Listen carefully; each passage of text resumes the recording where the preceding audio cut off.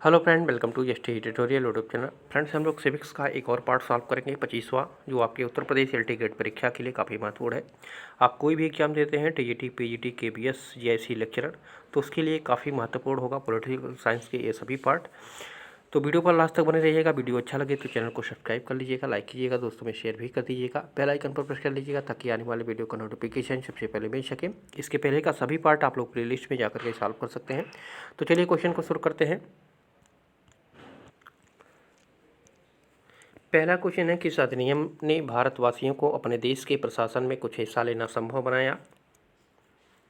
तो सही उत्तर हो जाएगा आपका option number A, charter act 1833। ठीक है, चार्टर एक्ट 1833 की साधारण धाराओं में सबसे महत्वपूर्ण एक धारा थी, धारा नंबर 87, जिसमें यह कहा गया था कि किसी भी भारतीय अथवा क्राउन की देशज प्रजा को अपने धर्म, जन्म स्थान, वंशानुक्रम, वर्ग अथवा इनमें से किसी एक कारणवश कंपनी के अधीन किसी स्थान, पद पर अथवा सेवा अयोग्य नहीं माना जा सकता है। ठीक है, लेकिन कालांतर में राजनीतिक आंदोलन के कारण जो है 1833 एक्ट की यह धारा जो है प्रशासन में भागीदारी हेतु मुख्य आधार बनी थी। तो यहाँ पे ऑप्शन नंबर ए आपका सही हो जाएगा कि भारतवासियों को अपने देश में के प्रशासन में कुछ हिस्सा लेना संभव बनाया चार्टर एक्ट 1833। तो यहाँ पे ऑप्शन नंबर ए सही हो जाएगा। अगला क्वेश्चन है, भारत के संविधान में केंद्र और राज्यों के बीच किया गया शक्तियों का विभाजन इनमें से किस में उल्लिखित योजना पर आधारित है? तो ये है भारत सरकार अधिनियम 1935। भारत सरकार अधिनियम 1935 जो है इसमें केंद्र और राज्यों के बीच शक्तियों का बंटवारा का वर्णन दिया गया है। तो यहाँ पे ऑप्शन नंबर सी आपका इसमें सही हो जाएगा।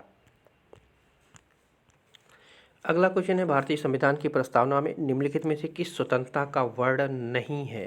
नहीं है प्रश्न में पूछा है। तो यहाँ पे डी ऑप्शन करेक्ट हो जाएगा, आर्थिक स्वतंत्रता का वर्णन नहीं किया गया है। ठीक है, भारतीय संविधान की प्रस्तावना में सामाजिक, आर्थिक और राजनीतिक न्याय, विचार, अभिव्यक्ति, विश्वास और धर्म उपासना की स्वतंत्रता, प्रतिष्ठा और अवसर की समानता का वर्णन तो है, लेकिन आर्थिक स्वतंत्रता का इसमें उल्लेख नहीं किया गया है। तो यहाँ पे डी ऑप्शन आपका सही हो जाएगा। अगला क्वेश्चन है, निम्नलिखित में से कौन भूमि के मालिकाना अधिकार के निर्धारण के लिए सबसे महत्वपूर्ण है? मालिकाना अधिकार के निर्धारण के लिए सबसे महत्वपूर्ण है तो भूमि के सही मालिकाना निर्धारण के लिए भूमि रिकॉर्ड सबसे महत्वपूर्ण दस्तावेज माना जाता है। यह किसानों को अन्य सुविधाएं जैसे बैंकों से ऋण प्राप्त आदि में जो है मददगार करता है। तो यहाँ पे सी ऑप्शन आपका सही हो जाएगा, भूमि रिकॉर्ड।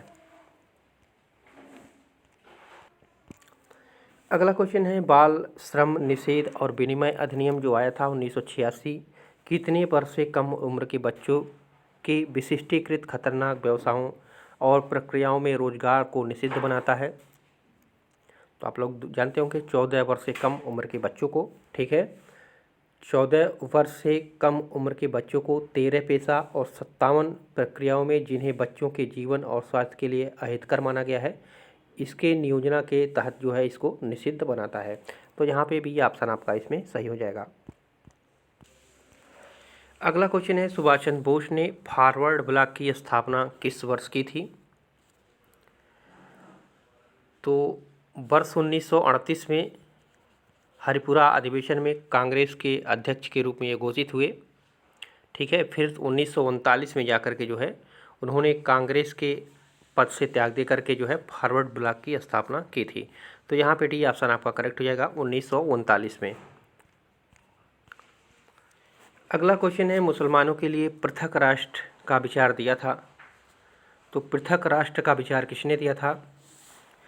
तो सर मोहम्मद इकबाल ने। ठीक है, यहाँ पे सी ऑप्शन करेक्ट हो जाएगा।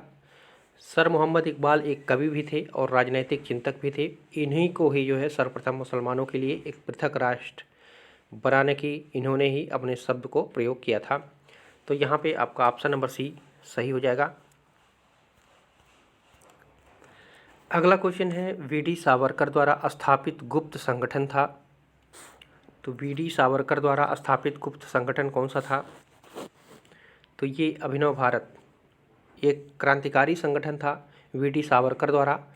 ये महाराष्ट्र में संगठित किया गया था और इसे वर्ष 1904 में संगठित किया गया था। अभिनव भारत की स्थापना जो है 1904 में वीडी सावरकर के द्वारा जो है किया गया था।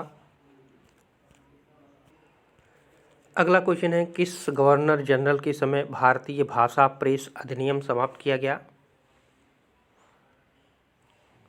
तो ये लॉर्ड रिपन के कार्यकाल में। ठीक है, लॉर्ड रिपन ने जो है 1882 ईस्वी में वर्नाकुलर एक्ट अथवा देसी भाषा प्रेस अधिनियम को रद्द कर दिया और भारतीय भाषाओं के समाचार पत्रों को जो है अंग्रेजी भाषा के समाचार पत्रों के समान ही जो है स्वतंत्रता दे दी थी। तो यहाँ पे ऑप्शन नंबर ए आपका इसमें सही हो जाएगा। और इसके जो है इसको जो है मुंह बंद करने वाला अधिनियम भी कहा जाता है। इसको भी आप लोग याद रखिएगा, इसको जो है मुंह बंद करने वाला अधिनियम भी कहा जाता है। अगला क्वेश्चन है, उत्तर प्रदेश में पंचायती राज संस्थाओं में महिलाओं के लिए आरक्षित स्थानों की संख्या कितनी है? तो आप लोग जानते होंगे, कुल स्थानों का 1/3। यहाँ पे ए ऑप्शन करेक्ट हो जाएगा। 73वें संविधान संशोधन के अनुक्रम में उत्तर प्रदेश सरकार द्वारा जो है उत्तर प्रदेश पंचायत विधि विधेयक जो है 1994 में पारित किया गया, जो 22 अप्रैल 1994 से देश में जो है शुरू हुई, इसकी शुरुआत हुई। और इसके तहत जो है प्रदेश के पंचायती राज संस्थाओं में प्रत्येक स्तर पर महिलाओं के लिए कुल स्थानों के 1/3 स्थान जो है आरक्षित किया गया था। तो यहाँ पे ऑप्शन नंबर ए इसमें आपका सही हो जाएगा।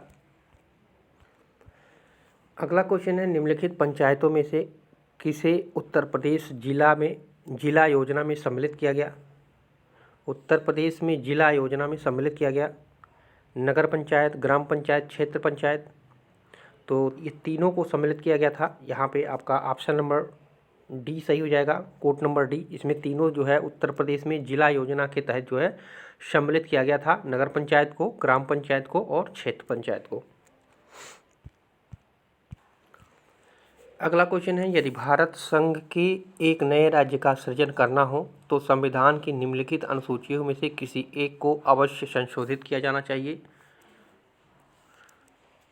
तो पहली अनुसूची को, ठीक है, क्योंकि भारतीय संविधान में वर्तमान में 12 अनुसूचियां हैं। अनुसूची 1 में राज्य एवं संघ राज्य क्षेत्रों का उल्लेख किया गया है। अतः स्पष्ट रूप से ये कहा जा सकता है कि भारतीय संघ में एक नए राज्य का अगर सृजन करना हो तो संविधान की पहली अनुसूची को निश्चित रूप से संशोधन करना पड़ेगा। ठीक है, अगर नए राज्य का सृजन करना हो तो पहली अनुसूची में संशोधन करना पड़ेगा। तो यहाँ पे ऑप्शन नंबर ए आपका इसमें सही हो जाएगा।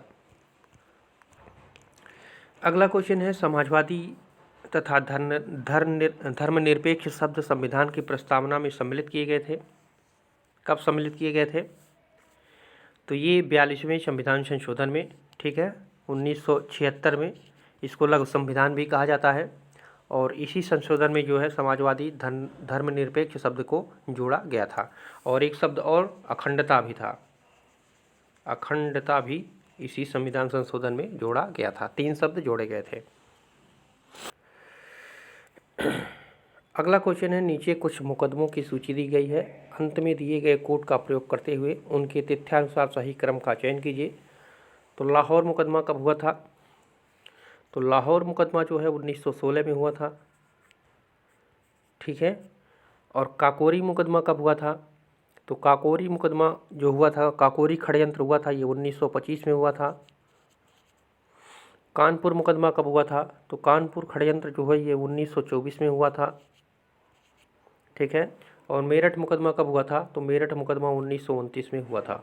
ठीक है, तो यहाँ पे पहले पे आ जाएगा 1, उसके बाद आ जाएगा 4, उसके बाद आ जाएगा आपका 2, उसके बाद 3 आ जाएगा। ठीक है, तो यहाँ पे सी ऑप्शन आपका करेक्ट हो जाएगा। ठीक है, ये चारों इंपॉर्टेंट है, आप लोग अच्छी तरीके से इसको पढ़िएगा।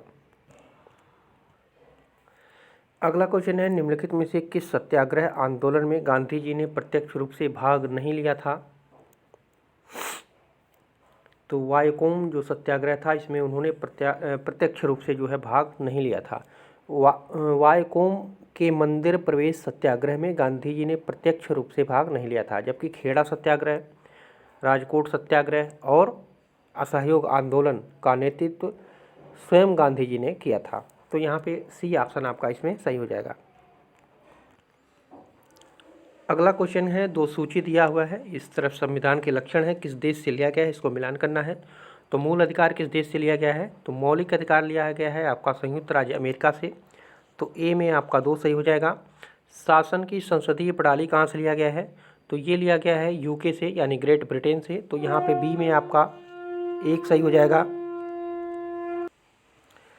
और यहाँ पे आपका आपात उपबंध ये कहाँ से है, तो आपात उपबंध जो है आपका ये जर्मनी से है, और राज्य के नीति निर्देशक तत्व तो ये आयरलैंड से है, ठीक है। और मूल अधिकार अमेरिका से और संसदीय प्रणाली यूके से।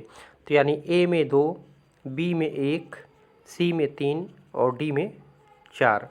तो 2, 1, 3, 4 किस कूट में है, तो आप लोग मिला सकते हैं 2, 1, 3, 4।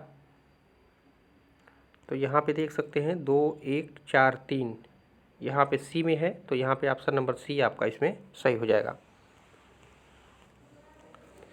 अगला क्वेश्चन है, संप्रभुता का जनक किसको माना जाता है। तो संप्रभुता का जनक जो है ये थॉमस हॉब्स है, तो यहाँ पे ऑप्शन नंबर ए आपका इसमें सही हो जाएगा। अगला क्वेश्चन है, कानून संप्रभु का आदेश है, निम्न में से ये किसका कथन है। कानून संप्रभु का आदेश है, ये किसका कथन है, तो ये कथन है थॉमस हॉब्स का। यहाँ पे भी ऑप्शन नंबर ए आपका इसमें सही हो जाएगा। अगला क्वेश्चन है, किसने राज्य सरकार व समाज के मध्य कोई विभाजन नहीं किया। राज्य सरकार व समाज के मध्य कोई विभाजन नहीं किया था, किसने, तो ये भी आपका ऑप्शन नंबर ए सही हो जाएगा। थॉमस हॉब्स ने जो है राज्य सरकार व समाज के मध्य कोई विभाजन नहीं किया था। मोस्ट इम्पॉर्टेंट क्वेश्चन है। अगला क्वेश्चन है, वर्गविहीन समाज की कल्पना कौन करता है। तो वर्गविहीन समाज की कल्पना जो है ये मार्क्सवाद करता है। यहाँ पे ऑप्शन नंबर ए आपका सही हो जाएगा। मार्क्सवादी जो सिद्धांत था यह पूंजीवाद का विरोध करता है और वर्गविहीन समाज की कल्पना करता है। तो यहाँ पे ऑप्शन नंबर ए आपका इसमें सही हो जाएगा।